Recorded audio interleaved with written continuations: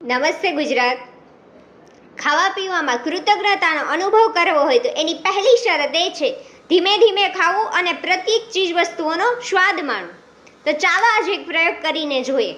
ભોજનની મધ્યમાં તમારા મોંમાં જે કોળિયો છે એના વિશે ઊંડો વિચાર કરો અને એના સ્વાદનો વિચાર કરતાની સાથે જ તમારા મોંમાં રસના ફુવારા ઉડશે. અને જો તમારું ધ્યાન ખોરાકના સ્વાદ પર નહીં હોય તો મોંના રસ, લાળ અને સ્વાદમાં ઘટાડો થશે.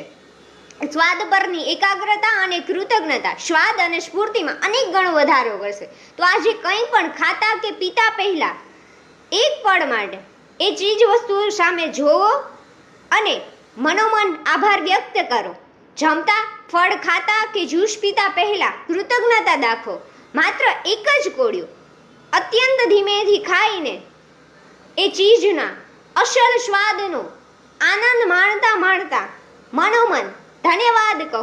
આના કારણે મન અને શરીરમાં આનંદ અને સંતોષની લહેર વ્યાપશે તથા ખોરાક પાણી માટેની કૃતજ્ઞતા વધશે.